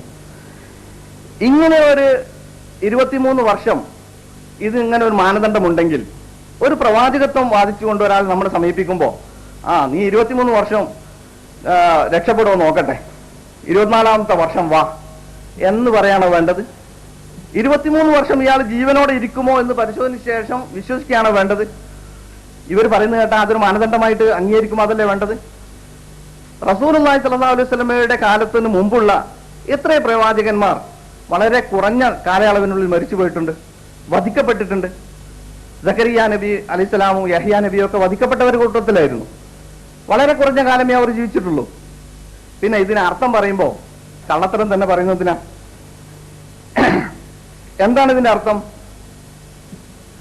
അദ്ദേഹം നമ്മുടെ പേരിൽ കത്തി പറയുകയാണെങ്കിൽ എന്നാണ് അർത്ഥം പറയുന്നത്. പറഞ്ഞിട്ടുണ്ടെങ്കിൽ എന്നാണ് അതിന്റെ അർത്ഥം. അത് ഇദ്ദേഹത്തിന് കൂടുതൽ മനസ്സിലായിട്ടുണ്ടാവും. പറഞ്ഞിട്ടുണ്ടായിരുന്നുവെങ്കിൽ അത് ഭൂതകാലത്തിലാണ് പ്രയോഗിച്ചത്. അത് മുഹമ്മദ് നബി സല്ലല്ലാഹു അലൈഹി വസല്ലമക്ക് മാത്രം ബാധകമാണ്. ഒരു ആയത്തിറങ്ങുന്നതിന്റെ സന്ദർഭം വളരെ വ്യക്തമായി മനസ്സിലാക്കിയെങ്കിൽ എന്താണ് അതുകൊണ്ട് ഉദ്ദേശിക്കുന്നത്? ഇതെല്ലാ വരുന്ന പ്രവാചകന്മാരുടെയും മാനദണ്ഡമായിട്ട് അള്ളാഹു നിശ്ചയിച്ചിട്ടില്ല. ഖുർആനിൽ അങ്ങനെ ഒരു മാനദണ്ഡമില്ല. ഇനി മിർസ ഗുലാം അഹമ്മദ് ഖാദിയാനി പലയിടത്തും അങ്ങനെ പറഞ്ഞിട്ടുണ്ട്. അദ്ദേഹം 23 കൊല്ലം കഴിഞ്ഞതിന് ശേഷം എഴുതിയിട്ടുള്ള പുസ്തകങ്ങൾ, 23 കൊല്ലം എന്ന് പറയുമ്പോൾ പ്രശ്നമുണ്ട്. 91-ലാണെങ്കിൽ 23 കൊല്ലം കഴിയോ? 908 മാർച്ച് 26-ന് മിർസ ഗുലാം അഹമ്മദ് ഖാദിയാനി മരിച്ചു പോയിട്ടുണ്ട് എന്ന് ഇവർക്ക് അറിയാലോ. ആ കാര്യത്തിൽ നമ്മൾ വിയോജിപ്പില്ല. അപ്പോ 891-ലാണ് പ്രവാചകത്വം വാദിച്ചത്. എന്തുകൊണ്ട് ഇവർ പ്രവാചകത്വം വാദിച്ച കൊല്ലം കൃത്യമായി പറയുന്നില്ല എന്നതുകൂടി ഇക്കൂട്ടത്തിൽ നിങ്ങൾ മനസ്സിലാക്കേണ്ടതുണ്ട്. മിർസ ഗുലാം അഹമ്മദ് ഖാദിയാനി 1891-ലാണ് പ്രവാചകത്വം വാദിച്ചത് എന്ന് ഇവിടെ വളരെ വ്യക്തമായി പറഞ്ഞത് ഇവിടുത്തെ ഓഡിയോ വീഡിയോ കാസറ്റുകൾ നിങ്ങൾ കാണുക. എന്നിട്ട് ഈ 23 കൊല്ലത്തിന്റെ മാനദണ്ഡം അനുസരിച്ച് അദ്ദേഹം പ്രവാചകനാണോ എന്ന് പരിശോധിക്കുക.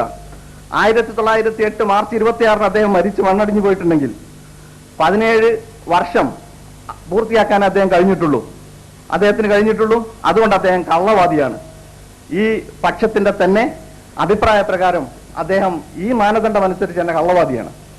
ഇനി അത് രക്ഷപ്പെടാൻ വേണ്ടിയാണ് 882-ലൊക്കെ അദ്ദേഹത്തിന് പ്രവാചകത്വത്തിന്റെ വഹികൾ ഉണ്ടായിട്ടുണ്ട് എന്നൊക്കെ പറഞ്ഞുകൊണ്ട് ഉരുളുന്നത്. അതുകൊണ്ടാണ് ഇതൊന്ന് ക്ലിയർ ചെയ്യണം എന്ന് പറഞ്ഞിട്ടുള്ളത്. ഞാൻ നേരത്തെ പറഞ്ഞു 891 പ്രവാചകത്വം കിട്ടി എന്ന ആ നേരത്തെ പറഞ്ഞ പരാമർശത്തെ അടിസ്ഥാനപ്പെടുത്തിക്കൊണ്ടാണ് ഞാൻ പറയുന്നത്. പലപ്പോഴും അത് ഇനി തിരുത്തിയാണെങ്കിൽ എന്റെ 40 മിനിറ്റ് വെറുതെ പോകും. അപ്പോ മിർസ പിൽക്കാലത്ത് എന്തൊക്കെ പ്രവർത്തിച്ചു എന്നതിനാണ് കൂടുതൽ രേഖകളുള്ളത്. ഒരു കാര്യം കൂടി ആദ്യമേ നിങ്ങളുടെ മുമ്പിൽ പറയാൻ ഉദ്ദേശിക്കുന്നത്, മുഹമ്മദ് നബി സല്ലല്ലാഹു അലൈഹി വസല്ലമയെ കുറിച്ച് ഒരുപാട് ആക്ഷേപങ്ങൾ നിങ്ങൾ കേട്ടിരിക്കും. ഇത് പക്ഷേ അദ്ദേഹത്തിന്റെ എതിരാളികൾ ചമച്ചുണ്ടാക്കുന്ന ആക്ഷേപങ്ങളാണ്. എന്നാൽ മിർസ ഖാദിയാനിയെ കുറിച്ച് ഇവിടെ നിന്ന് അങ്ങോട്ട് എന്തൊക്കെ ഞങ്ങൾ പറയുന്നുവോ അതൊന്നുമേ ഞങ്ങൾ ചമച്ചുണ്ടാക്കുന്നതല്ല.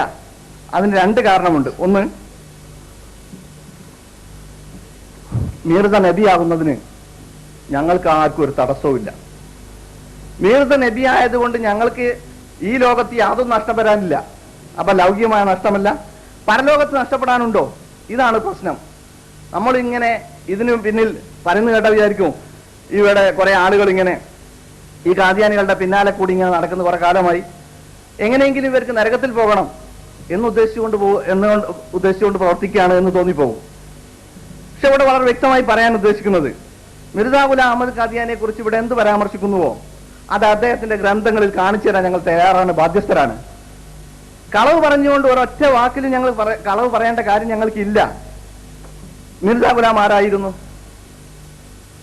അദ്ദേഹത്തിന്റെ പ്രവാചകത്വ വാദത്തിന് ശേഷം അദ്ദേഹം എന്തൊക്കെ പറഞ്ഞു? അദ്ദേഹത്തിന്റെ സ്വഭാവം എങ്ങനെയായിരുന്നു? ഒരു പ്രവാചകത്വത്തിന് എന്നല്ല, ഒരു സാമാന്യ വ്യക്തിത്വത്തിന്, സാമാന്യ മുസ്ലിമിന്, സാധാരണ മുസ്ലിമിന് അനുയോജ്യമായ ഗുണമായിരുന്നു അദ്ദേഹത്തിന് ഉണ്ടായിരുന്നത്. ഇത് പ്രസക്തമായി നാം മനസ്സിലാക്കേണ്ട ഒരു സംഗതിയാണ്. അദ്ദേഹം പറഞ്ഞു മിർസ ഗുലാം അഹമ്മദ് ഖാദിയാനി കളവ് പറഞ്ഞിരുന്നില്ല എന്ന് ആരുടെയോ സർട്ടിഫിക്കറ്റ് അദ്ദേഹം സമർപ്പിക്കുന്നു.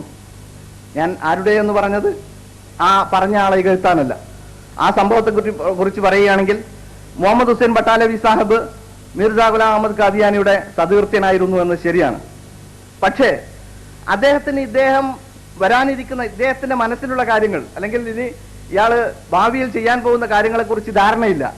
ഇദ്ദേഹം അന്ന് പത്രങ്ങളിലൂടെ പരസ്യം ചെയ്തത് ഇസ്ലാമിന്റെ സത്യതയ്ക്ക് വേണ്ടിയിട്ടും വിശുദ്ധ ഖുർആന്റെ അമാനുഷികത തെളിയിക്കുന്നതിന് വേണ്ടിയും മുഹമ്മദ് റസൂലുള്ളാഹി സ്വല്ലല്ലാഹു അലൈഹി വസല്ലം സത്യപ്രവാചകനാണ് എന്ന് തെളിയിക്കുന്നതിന് വേണ്ടി 300 തെളിവുകൾ ക്രോഡീകരിച്ചുകൊണ്ട് ഞാൻ ഒരു ഗ്രന്ഥം എഴുതുന്നു, ബറാഹിനെ അഹമ്മദിയ എന്ന ഗ്രന്ഥം എഴുതുന്നു എന്ന് പറഞ്ഞുകൊണ്ട് പരസ്യം ചെയ്യുകയും ആ ഗ്രന്ഥത്തിന്റെ 1-ാം വാല്യം പുറത്തിറങ്ങിയപ്പോൾ ആ ആശയം തന്നെ ഒന്ന് വലിയ വെണ്ടക്കാക്ഷരങ്ങളിൽ ഇവിടെ ഉണ്ടത്, ഒരു പേജിൽ 4 വരികൾ മാത്രമുള്ള വെണ്ടക്കാക്ഷരങ്ങളിൽ ആ പരസ്യം കാണുകയും, അപ്പോൾ തന്റെ പത്രത്തിൽ, അദ്ദേഹത്തിന്റെ ഇഷായത്ത് സുന്ന എന്ന പത്രത്തിൽ ഇതിന് റിവ്യൂ എഴുതിക്കൊണ്ട് ഇതിന്റെ പ്രചരണത്തിന് വേണ്ടി, ആക്കം കൂട്ടാൻ വേണ്ടി ചില കാര്യങ്ങളൊക്കെ അദ്ദേഹം എഴുതുകയും ചെയ്തിട്ടുണ്ടെന്നത് ശരിയാണ്. പക്ഷെ പിൽക്കാലത്ത് അദ്ദേഹം ശത്രുവായി മാറുന്നത് അതും അദ്ദേഹത്തിന് എങ്ങനെയെങ്കിലും നരകത്തിൽ പോകണം ഉദ്ദേശിച്ചുകൊണ്ടാണോ? തീർച്ചയായും അല്ല. പിൽക്കാലത്താണ് അദ്ദേഹത്തിന്റെ തനിനിറം വ്യക്തമാകുന്നത്. ഇതിന് അദ്ദേഹം മുന്നൊരുക്കങ്ങൾ നടത്തിയിട്ടുണ്ടെങ്കിൽ അത് അദ്ദേഹത്തിന്റെ മനസ്സിലുള്ള കാര്യമാണ്, അത് ബട്ടാലവി സാഹിബിന് അറിയുകയില്ലല്ലോ. അതുകൊണ്ടാണ് അദ്ദേഹം അങ്ങനെ എഴുതിയിട്ടുണ്ടെങ്കിൽ ഉണ്ടാവുക. ആ ഇശാഅത്ത് ഞാൻ കാണാത്തതുകൊണ്ടാണ് ഞാൻ അങ്ങനെ ഉണ്ടെങ്കിൽ എന്ന് പറയുന്നത്.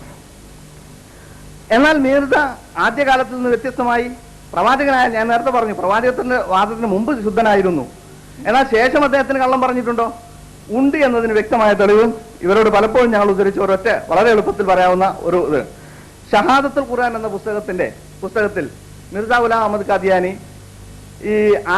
ഈ മഹ്ദി ആഗതനാകുമ്പോൾ ആകാശത്തുനിന്ന് ഒരു അശരീരി കേൾക്കും, ഹാദാ ഖലീഫത്തുല്ലാഹിൽ മഹ്ദി എന്ന്, ഇതാ അള്ളാഹുവിന്റെ ഖലീഫയായ മഹ്ദി ഇതാ പ്രത്യക്ഷപ്പെട്ടിരിക്കുന്നു എന്ന് ആകാശത്ത് നിന്ന് അദൃശ്യമായ അശരീരിയായ ഒരു ശബ്ദം കേൾക്കുമെന്ന് മഹ്ദിയെ കുറിച്ചുള്ള ഒരു ഹദീസ് സഹീഹ് ബുഖാരിയിൽ രേഖപ്പെടുത്തിയിട്ടുണ്ട് എന്നത് എഴുതി വെച്ചിട്ടുണ്ട്. ആ സഹീഹ് ബുഖാരി അദ്ദേഹം വിശേഷിപ്പിക്കുന്നത് അസ്സഹു കിതാബ് ബാദ കിതാബുല്ലാ എന്നാണ്. ഈ പുസ്തകം വായിക്കുന്ന ഒരാള് ഈ സഹീഹ് ബുഖാരി എടുത്ത് പരിശോധിച്ച് നോക്കിയാൽ എന്താ മനസ്സിലാവുക? സഹീഹ് ബുഖാരിയിൽ അങ്ങനെ ഒരു ഹദീസ് ഇല്ല. സഹീഹ് ബുഖാരിയിൽ ഉണ്ട് എന്ന് പറഞ്ഞുകൊണ്ട് ജനങ്ങളുടെ മുമ്പിൽ ഒരു കളവ്, താൻ മഹ്ദിയാണ് എന്ന വാദത്തിന് തെളിവായിക്കൊണ്ടുള്ള ഒരു കളവ്, അല്ലെങ്കിൽ തന്നെ ഈ മഹ്ദി വാദത്തിന് അനുകൂലമായിട്ട് റസൂലുള്ളാഹിയുടെ പരാമർശമുണ്ട്, അത് ഈ സഹീഹ് ബുഖാരിയിൽ പറഞ്ഞിട്ടുണ്ട് എന്ന് ജനങ്ങളെ തെറ്റിദ്ധരിപ്പിക്കാൻ വേണ്ടി അദ്ദേഹം പറഞ്ഞിട്ടുള്ള ഒരു കാര്യമാണ്. ഇതിനെക്കുറിച്ച് ഖാദിയാനികൾക്ക് അറിയാം, നമ്മളിവിടെ പരാമർശിക്കുമെന്നും അവർക്കൊരു പക്ഷേ അറിയാം. ഈ കളവ് എന്ത് ന്യായമാണ് ഇവർക്ക് പറയാനുണ്ടാവുക? ചില ന്യായം പറഞ്ഞിട്ടുള്ളത് പേനയുടെ വഴുതലാണ്, അല്ലെങ്കിൽ നാക്കുപിഴയാണ്. ഇങ്ങനെ പറഞ്ഞാൽ ഒരു പക്ഷെ ഒരു മുസ്ലിയാർക്ക് രക്ഷപ്പെടാം, ഒരു മൗലവിക്ക് രക്ഷപ്പെടാം. ഒരു പ്രവാചകൻ എങ്ങനെയാണ് ഈ അബദ്ധം പറ്റുക? പ്രവാചകനെ സംബന്ധിച്ചിടത്തോളം അദ്ദേഹം അപ്രമാദിത്വമുള്ള ആളാണ്, അദ്ദേഹം മാസൂമായിരിക്കണം. ഇതാണ് മാനദണ്ഡം. മുൻ പ്രവാചകന്മാരൊക്കെ മാസൂമിങ്ങളായിരുന്നു, അവർക്കൊന്നും ഒരു പ്രാവശ്യം പോലും അവരാരും കളവ് പറഞ്ഞായിട്ട് തെളിയിക്കാൻ സാധ്യമല്ല. എന്നാൽ മിർസ ഗുലാം അഹമ്മദ് ഖാദിയാനി കള്ളത്തരം പറയുക മാത്രമല്ല, എഴുതി പിടിപ്പിച്ചിരിക്കുന്നു, അതിവരിങ്ങനെ പ്രസിദ്ധീകരിച്ചുകൊണ്ടിരിക്കുന്നു. ഇനി അത് കളവാണെങ്കിൽ, അല്ല അത് പേനപ്പിഴവാണെങ്കിൽ, അത് തെറ്റാണ് സംഭവിച്ചതെങ്കിൽ നിങ്ങളുടെ പത്രങ്ങളിലെങ്കിലും അത് തിരുത്തണ്ടേ, അല്ലെങ്കിൽ അതിന്റെ മുഖവുരയിൽ തിരുത്തണ്ടേ? ആ തിരുത്ത് പ്രസിദ്ധീകരിക്കാനുള്ള ആർജവം നിങ്ങൾ കാണിക്കണമെന്നാണ് എനിക്ക് പറയാനുള്ളത്. ഇതുപോലെ ഒരുപാട് കാര്യങ്ങൾ. കളവിനൊരു ഉദാഹരണം, സമയം കുറവായതുകൊണ്ട് ഓരോന്നിനും ഓരോ ഉദാഹരണം പറയാം. കൊടിയ വഞ്ചന അദ്ദേഹം കാണിച്ചു. ഞാൻ നേരത്തെ പറഞ്ഞ ബറായിൻ അഹമ്മദിയുടെ പ്രസിദ്ധീകരണത്തിന് മുമ്പ് പ്രീ പബ്ലിക്കേഷന് വേണ്ടി അദ്ദേഹം സമർപ്പിച്ചിട്ടുള്ള പരസ്യങ്ങളിൽ, അദ്ദേഹം പ്രസിദ്ധീകരിച്ചിട്ടുള്ള പരസ്യങ്ങളിൽ, ഞാൻ 50 വാല്യങ്ങളായിട്ട് ഈ ബറായിൻ അഹമ്മദിയെ പ്രസിദ്ധീകരിക്കാൻ പോകുന്നു, അതിന് ഇന്ന കാര്യങ്ങൾ ഉണ്ടാകും, അതിന് 300 തെളിവുകൾ ക്രോഡീകരിച്ചിട്ടുണ്ട് എന്ന് വ്യക്തമായി പറഞ്ഞതിന് ശേഷം ഈ 50 വാല്യങ്ങൾക്ക് വേണ്ടി മുൻകൂറായി പണം വാങ്ങി. അങ്ങനെ ആളുകളിൽ നിന്ന് 10,000-ഓളം രൂപ അദ്ദേഹം വാങ്ങിയതായിട്ട് ബറാഹിന്റെ വാല്യങ്ങളുടെ മുഖവുരകളിൽ ആളുകളുടെ പേരും സംഖ്യയും എടുത്തെഴുതിക്കൊണ്ട് ലിസ്റ്റ് പ്രസിദ്ധീകരിച്ചു. ഇതൊക്കെ കിട്ടുന്നത് നമുക്ക് മിർസയുടെ പുസ്തകത്തിൽ നിന്ന് തന്നെയാണ്. അങ്ങനെ പ്രസിദ്ധീകരിച്ചതിന് ശേഷം അദ്ദേഹം 1884 4-ാം വാല്യം പ്രസിദ്ധീകരിച്ചതിന് ശേഷം ഒരുപാട് പുസ്തകങ്ങൾ വേറെ ഒരുപാട് പുസ്തകങ്ങൾ എഴുതിയതിനു ശേഷം 1905 അദ്ദേഹം എഴുതിയിട്ടുള്ള ബറാഹിന്റെ 5-ാം വാല്യം, യഥാർത്ഥത്തിൽ നുസ്രത്തുൽ ഹക്ക് എന്നൊരു പുസ്തകം എഴുതുകയും അതിന് ബറായിൻ അഹമ്മദി വാല്യം 5 എന്ന് പേരിടുകയുമായിരുന്നു ചെയ്തത്. അതെന്തോ ആകട്ടെ. ഈ പുസ്തകം പക്ഷേ പ്രസിദ്ധീകരിക്കുന്നത് മിർസയുടെ മരണശേഷമാണ്, 1909. ആ പുസ്തകത്തിന്റെ മുഖവുരയുടെ 7-ാം പേജിൽ അദ്ദേഹം എഴുതുകയാണ്, मैंने 50 ജിൽദ് ലിഖ്നെ കാ ഇറാദ കിയാ താ, ഞാൻ 50 വാല്യങ്ങൾ എഴുതണമെന്ന് ഉദ്ദേശിച്ചിരുന്നു. अब 5 पर इक्तिफा करता हूं, ഇപ്പോൾ 5-ൽ അവസാനിപ്പിക്കുകയാണ്. चूंकि 5 और 50 का सिर्फ एक नुक्ते का फर्क है, 5ഉം 50ഉം തമ്മിൽ ഒരു 0-ന്റെ വ്യത്യാസമേ ഉള്ളൂ. और मेरा वादा पूरा हो गया, ഇതാ 5 കൊണ്ട് എന്റെ വാഗ്ദത്തം പൂർത്തീകരിച്ചിരിക്കുന്നു. ഈ വാദ എന്ന വാക്ക് അതിലുള്ളത് അറിയാതെ മുമ്പ് എന്റെ സുഹൃത്ത് അതിന് കൊടുത്ത മറുപടി എന്താണ്? അത് എന്റെ കൃത്രിപ്പാണ്, വാദ എന്ന് പറഞ്ഞിട്ടില്ല, അല്ല വാഗ്ദത്തം എന്ന് പറഞ്ഞില്ല. ആദ്യം ഇറാദ എന്ന് പറഞ്ഞു, പിന്നെ വാദ എന്ന് പറഞ്ഞു. മുഖത്തടിച്ച പോലെ പണം കൊടുത്തവന്റെ മുഖത്തടിച്ച പോലെയല്ല ഈ മറുപടി. ആളുകളോട് പറയുകയാണ് അഡ്വാൻസ് പ്രീ പബ്ലിക്കേഷൻ തട്ടിപ്പ്, ഇതിന് വഞ്ചന തട്ടിപ്പ് എന്നൊക്കെ അല്ല എന്താ പറയുക. ഇനിയോ ഇതിൽ 300 തെളിവുകൾ ക്രോഡീകരിച്ചിട്ടുണ്ട് എന്നാണ് പറയുന്നത്. 300 തെളിവുകൾ പോയിട്ട് ഒന്നുപോലും പൂർത്തിയാക്കാൻ കഴിഞ്ഞിട്ടില്ല എന്ന് ബറാഹീൻ മറച്ചു നോക്കിയാൽ നമുക്ക് മനസ്സിലാക്കാൻ കഴിയും. മാത്രവുമല്ല അദ്ദേഹത്തിന്റെ മകൻ സീറത്തുൽ മഹദിയിൽ അക്കാര്യം സമ്മതിക്കുന്നു. എന്റെ ഉപ്പ ഈ കാര്യത്തിന് വേണ്ടി 300 തെളിവുകൾ ക്രോഡീകരിക്കുമെന്ന് പറഞ്ഞിരുന്നു, എന്നാൽ അദ്ദേഹത്തിന് ഒന്നുപോലും പൂർത്തീകരിക്കാൻ കഴിഞ്ഞിട്ടില്ല. ന്യായം ഉണ്ടാവും ഇവർക്ക്. എന്താണ് ന്യായം പറയാൻ പോകുന്നത്? റസൂലുള്ള 50 നേരത്തെ നിസ്കാരവുമായിട്ട് വന്നു. ഇവിടുന്ന് പോകുമ്പോൾ പറഞ്ഞായിരുന്നു ഞാൻ 50 റക്അത്ത് നിസ്കാരമായിട്ട് വരാം, 50 വക്ത്. അങ്ങനെ വന്നു നോക്കുമ്പോൾ 5 ഉള്ളൂ. അപ്പൊ റസൂൽ മനുഷ്യന്മാരെ നഴുതുമില്ല, നമ്മളെ പറ്റിച്ചില്ലേ, അതുപോലെയാണ് എന്ന്. പിന്നെ വേറെ മറുപടി ഉണ്ട് ഇവർക്ക്. സത്യദൂതന്റെ എഡിറ്ററായിരുന്ന BM കോയ സാഹിബ് അന്ന് ഒരു മറുപടി പറഞ്ഞിട്ടുണ്ട്, കണ്ണൂരിൽ വെച്ചാൻ തോന്നുന്നു. ഇശാഅത്തുകാർക്ക് വല്ലതും കൊടുക്കാനുണ്ടെങ്കിൽ ആ രേഖയുമായി വന്നാൽ ഞാൻ കൊടുത്തോളാം. ഇതൊക്കെയാണ് മറുപടി. ചുരുക്കത്തിൽ ഒരു 50 രൂപ വായ്പ വാങ്ങാൻ പോലും പറ്റാത്ത, വായ്പ കൊടുക്കാൻ പോലും പറ്റാത്ത ഒരവസ്ഥയിലാണ് ഈ ഖാദിയാനികളുടെ ഈ അവസ്ഥ. ഇനി മറ്റൊരു കാര്യം, മിർസ ഗുലാം അഹമ്മദ് ഖാദിയാനി മാരണം ചെയ്ത കഥ നിങ്ങൾക്കറിയാം, അല്ലെങ്കിൽ അഹമ്മദികൾക്ക് അറിയായിരിക്കും. ഒരു ആദം എന്ന ഒരു അബ്ദുള്ള ആദം എന്ന ഒരു ക്രിസ്ത്യൻ പാതിരി അദ്ദേഹത്തിന്റെ മരണം പ്രവചിച്ചു. 1893 മറ്റാണെന്ന് തോന്നുന്നത്, ഒരു സെപ്റ്റംബർ 5-നാണ് അദ്ദേഹം മരിക്കേണ്ടത്. ആ സംഭവം നടക്കുകയില്ല എന്ന് അദ്ദേഹത്തിന് അറിയാം, അദ്ദേഹത്തിന്റെ പ്രവചനം ഫലിക്കുകയില്ല എന്ന്. കാരണം അള്ളാഹ് അറിയിച്ചു കൊടുത്തു എന്ന് പറഞ്ഞാലും അള്ളാഹ് ഇങ്ങനെ അറിയിച്ചു കൊടുത്തില്ല എന്നുള്ള ഏറ്റവും അറിയാൻ അദ്ദേഹത്തിനാണല്ലോ. അതുകൊണ്ട് ഇത് നടക്കില്ല എന്ന് കണ്ടപ്പോൾ അയാൾ ഒരു കൈക്രിയ ചെയ്യാൻ ശ്രമിക്കുകയായിരുന്നു. അന്നൊരു കുറച്ച് അനുയായികളെ കൂട്ടിക്കൊണ്ടുപോയിട്ട് കുറച്ച് കടലമണ്ണി മന്ത്രിച്ച് ഒരു പൊട്ടക്കിണറ്റിലിട്ടത്. ഇതിന്റെ സുന്നത്തനുസരിച്ച് ഇവർ മാരണം കൊടിയത്തൂർ ചെയ്തതും നമ്മുടെ ചരിത്രത്തിൽ ഉള്ളതാണ്, കൊടിയത്തൂർക്കാർക്ക് അറിയാവുന്നതാണ്. അതിപ്പോ പറയാൻ സമയമില്ല. മറ്റൊന്ന്, നിങ്ങളെ പ്രകോപിപ്പിക്കാനല്ല പറയുന്നത്, ഉള്ളത് പറഞ്ഞാലും നിങ്ങൾക്ക് പ്രകോപിതരാവുമെങ്കിൽ പിന്നെ ഞാൻ അതിൽ നിസ്സഹായനാണ്. 1894 സെപ്റ്റംബർ 5 അതിന്റെ ഡേറ്റ്. ഈ സംഭവം അതിന്റെ 2-3 ദിവസങ്ങൾക്ക് മുമ്പ് നടന്നതാണ്. സീറത്തുൽ മഹദിയിലുണ്ട്, മറ്റു പല പുസ്തകങ്ങളിലും ആ കാര്യമുണ്ട്. ഇനി ഇദ്ദേഹത്തിന്റെ സ്വഭാവത്തിന്റെ മറ്റൊരു സവിശേഷത, അദ്ദേഹം നാക്കെടുത്താൽ ചീത്ത പറഞ്ഞിരുന്നു എന്നുള്ളതാണ്. ഇത് പ്രവാചകനാണോ എന്നാണല്ലോ പരിശോധിക്കുന്നത്. അദ്ദേഹത്തിൽ വിശ്വസിച്ച ആളുകളെ കുറിച്ച്